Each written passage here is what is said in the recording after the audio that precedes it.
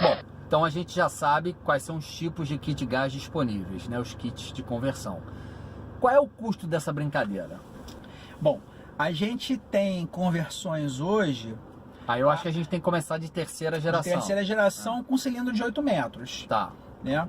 A gente tem conversões hoje a partir de em torno de R$ 2.000. Terceira geração com 8 metros cúbicos. Com 8 metros cúbicos. Porque, na verdade, o que manda muito no preço da conversão é o tamanho do cilindro. E o cilindro é uma das partes mais caras. Se eu saio de um de terceira geração de 8 metros cúbicos para um de terceira geração com 16 metros cúbicos, quanto que eu encareço? Quanto que isso acresce no valor da conversão? Mais em torno de R$ 1.000. Tá. Então, o de terceira geração, trabalhando numa média de 8 metros cúbicos, R$ 2.000, R$ 2.000, R$ 2.100, Tá. por aí. E com 16 metros cúbicos, 2.800. Entre 2.500 e 2.800, por aí, uma média também. Tá. E aí, então, vamos trabalhar aí já com de quinta geração. Um de quinta geração com 16 metros, você vai pagar em torno de R$ 3.800 a R$ 4.000. Com 16 metros. Com 16 metros. Agora, os kits de sexta geração, aí já tem um preço mais elevado, aí já fica em torno de 7 a 9 mil reais uma conversão. Mas eu só não consegui, quer dizer, eu só não consegui entender ainda por que o cara colocaria um de sexta e não um de quinta. O que o de sexta poderia agregar para o cara colocar? O de sexta só vai ser colocado em injeção direta, porque não dá para botar o de quinta. Ah, entendi. Quer dizer, o carro que tem injeção direta de combustível só entra de sexta geração. Só entra de sexta. Ah, entendi. Você não vai botar um kit de sexta geração num carro injeção multiponto. Entendi. Acho que nem tem como botar. Então, se o seu veículo é de sexta geração, se o seu veículo é com injeção direta, você só pode botar o de sexta geração. Isso. E o custo da brincadeira é 7, 8 até 9 mil reais. Isso. Eita porra. É uma grana, hein? Até mais, talvez, dependendo do lugar onde você botar. Aí realmente para isso começar a se pagar, você tem que rodar bastante. Entendi. Bom, então olha só. Já peguei meu carro, já converti, já fiz aqueles ajustezinhos iniciais que você tem que fazer assim que você converte para o carro ficar redondinho, reguladinho.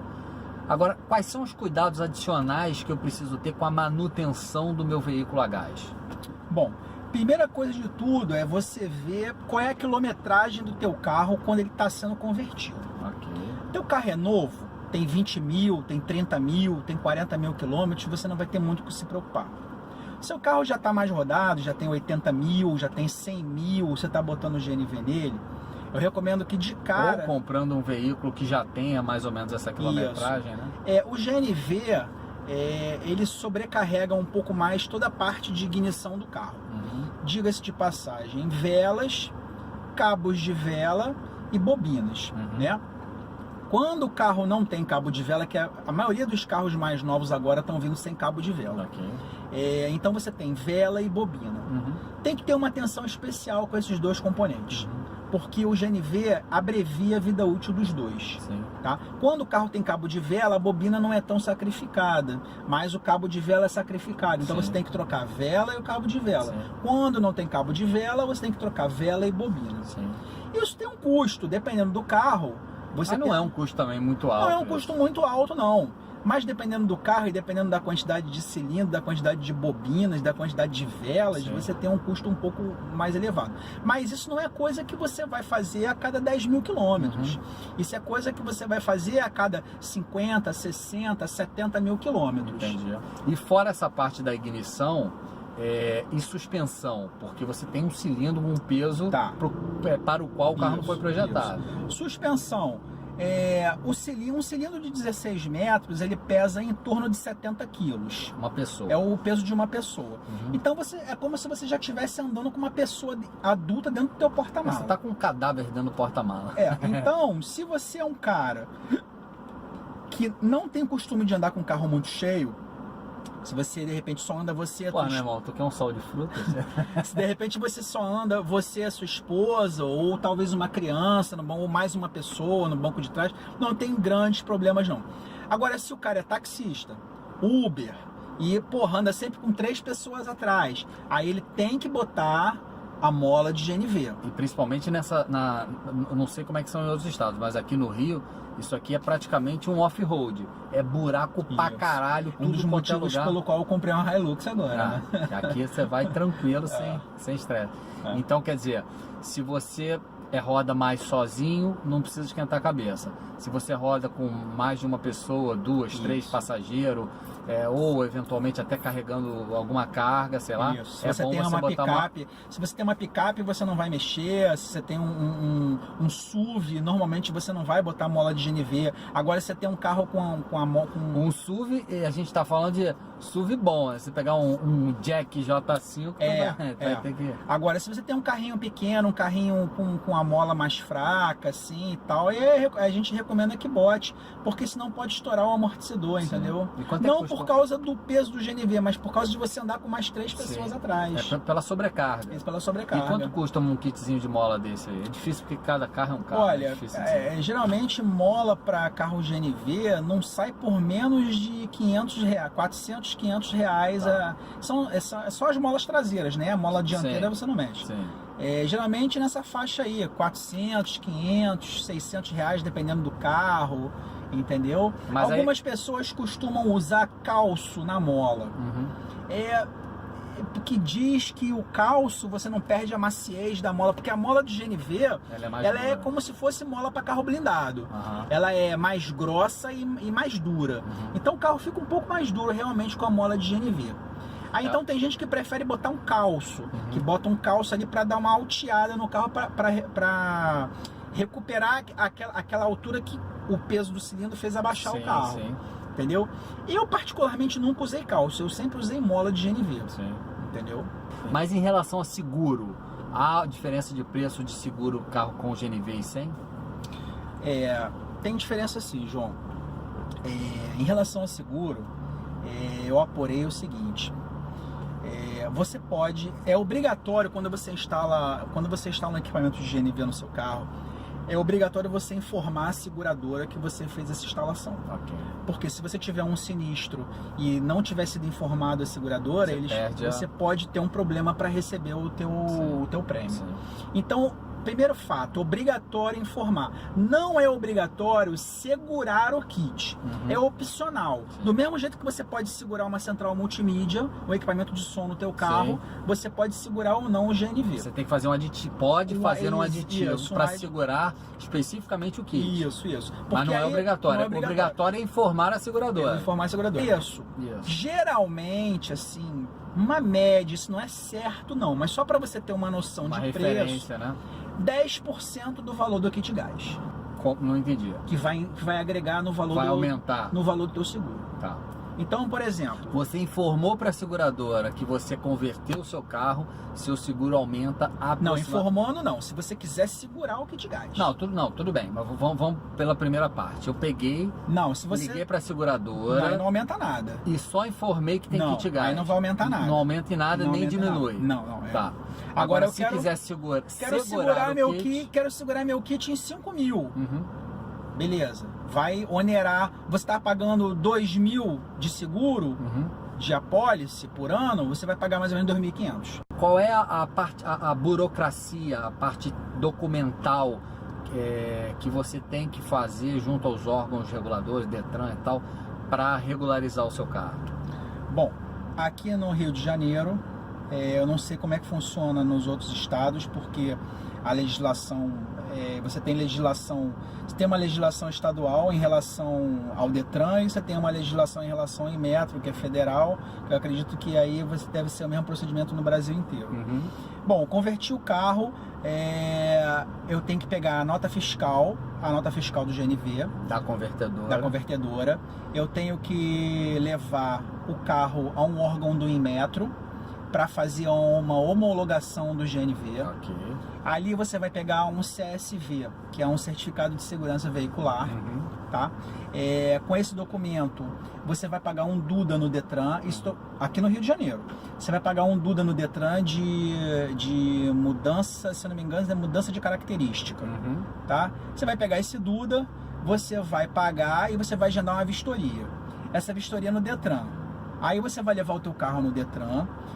No Detran vai ser feita uma vistoria e aí vai ser incluído no documento do carro que o carro tem o combustível GNV. Aí ele vai aparecer com uma restrição embaixo, escrito veículo modificado. Sim. E aí no documento vai passar a constar o combustível original e mais o GNV. Tá? Tendo isso, o carro está legalizado e aí todo ano você tem que fazer essa homologação do Inmetro, tá? Como sempre aqui no Brasil, né? Tudo muito simples, muito fácil, né? Tem que E fazer se o caralho a e quatro. se você quiser tirar o kit gás do seu carro, é a mesma coisa. Tá. Você vai ter que pagar um Duda, você vai ter que ir no Inmetro fazer uma homologação de retirada, vai ter que marcar uma vistoria no Detran, levar o carro no Detran, fazer uma vistoria e vai sair do documento que o carro tem GNV. Isso tudo é para você pagar Duda, pagar inspeção, que é credenciada lá do Inmetro, deve ter o conchavo, enfim. Mas a gente está considerando o cenário de você ter um carro usado e mandar converter. Usado. E se eu acabei de tirar o carro na concessionária e quero converter para o gás? Eu perco garantia? Como é que funciona isso? Olha, João, eu vou te falar a verdade, eu não tenho muito conhecimento disso porque eu sou uma pessoa que eu não sou adepta de comprar carro zero. Então somos dois. Eu não compro carro zero. Também não. Eu compro carro seminovo, mas não compro zero. A perda é absurda. Agora, eu entendo o seguinte, desde que você continue fazendo as revisões na concessionária, sendo carimbado lá no teu livrete de garantia. Sim. Até porque, só para fazer um parênteses, as revisões são condições de garantia do veículo. Isso. Se você não faz a manutenção preventiva conforme o fabricante estipula, você acaba de fato perdendo a garantia do veículo, independentemente de kit gás. Isso. Eu acho o seguinte, se você fizer isso, a concessionária ela pode ainda se negar a te dar garantia de peças que estejam envolvidas diretamente com o kit gás. Com o processo de conversão. Isso. Tá. Como bobinas, parte de ignição, vela, bobina, cabo de vela, algumas coisas de injeção eletrônica. Agora, porém, ela não vai poder te negar uma garantia de um problema que não tenha nada a ver com isso. Por exemplo, um defeito na caixa de direção do carro. Não tem nada a ver com o caixa GNV. de marcha. Estou falando da caixa de direção mesmo. Sim. Não tem nada a ver com o GNV. É uma coisa mecânica. Sim. Um problema na suspensão traseira. Sim. Um problema na suspensão dianteira. Sei lá, um rolamento que estourou antes da hora. Eles não podem te negar essa garantia. Mas em teoria... E outra coisa, eu acredito, Fernando, que mesmo que seja algo ligado ao motor, algo ligado ao GNV, ao motor, a parte de injeção, se eles não quiserem te dar garantia, você vai na justiça que ganha. Se você acionar na justiça, você consegue ganhar. Porque o princípio é o seguinte, é algo legalizado. Você participa de todo o processo de homologação junto aos órgãos de inspeção federal, que no caso é o Inmetro. Tá fazendo a vistoria, as revisões na concessionária. Revisões na concessionária. Foi no Inmetro, foi no Detran. Tá tudo carimbado, tudo legalizado. Não faz o menor sentido você perder a garantia. Exato. Né? Bom, existia um mito, principalmente nos kits das gerações anteriores. Terceira geração. Até antes disso. De perda de potência. Isso ainda funciona na prática? Cara, tem muita gente que diz que o quinta geração não perde potência, que o carro é a mesma coisa, que não sei o que. Não procede. Todo GNV perde potência porque o GNV é um combustível essencialmente pobre. Né? Ele é um combustível que deixa... O poder calorífico dele é menor do que... Exatamente. Ele não queima igual a gasolina, ele precisa de muito mais, de uma temperatura muito maior para queimar do que a gasolina. Então ele é essencialmente um combustível pobre. Então, existe perda de potência sim. A perda de potência ela é minimizada no quinta geração, porque o quinta geração você pode regular ele até para o carro ficar mais forte do que na gasolina, mas aí você perde a propriedade da economia. O carro vai ficar gastando no GNV, vai consumir muito e aí não adianta. Então, mas normalmente o quinta geração, Quando você anda de boa com o carro, no trânsito, sem pisar quase muito forte, imperceptível. é quase imperceptível realmente. Mas quando você chama no acelerador, você sente a perda da potência. Entendi. E existe uma perda menor do que o de terceira geração. O terceira geração você sente um pouco mais essa perda, mas o quinta geração ainda tem um pouco de perda de potência. Não tem como, isso daí é inerente ao GNV. Sim, Vai ter perda no terceira, vai né? ter perda no quarta, vai ter perda no quinta, vai ter perda no sexta, vai ter perda em todos. Sim. Quais são os equipamentos que compõem um sistema de conversão? O cilindro todo mundo sabe, mas o que mais além disso? Isso, a gente tem basicamente aí, a gente tem um cilindro, a gente tem a válvula do cilindro, que é uma válvula específica, que é como se fosse um registro e ela tem um sistema de segurança. Quando a pressão fica acima do limite normal, essa válvula ela tem um dispositivo de segurança que ela libera o gás para evitar que o cilindro exploda. Okay. Você tem uma tubulação de alta pressão, que é a tubulação que leva o GNV do cilindro para o motor. Na verdade, você leva do cilindro até o redutor de pressão, né? Você tem uma válvula de abastecimento, que é obrigatória no motor, você tem uma válvula de abastecimento, e você tem uma opcional, que você pode colocar no mesmo lugar onde abastece o combustível líquido. Essa válvula onde abastece o combustível líquido, ela não é obrigatória, ela é opcional. A válvula de abastecimento no motor é obrigatória. Aí você tem uma tubulação... É um acessório, digamos Isso. E aí você tem uma tubulação de baixa pressão, que leva o GNV do redutor para o motor do carro, tá? E aí você tem outras peças que fazem parte dos sistemas de terceira e quinta geração. Aí no terceira geração você tem o mesclador, você tem o regulador de alta, você tem o emulador de bico, você tem o simulador de sonda, entendeu? Você tem essas peças eletrônicas, que são da parte eletrônica. No quinta geração você tem a ECU, né, que é a central eletrônica do GNV, né? O sexta geração, acredito que você, eu não conheço bem, mas acredito que você tem uma ECU também, entendeu? E basicamente é isso.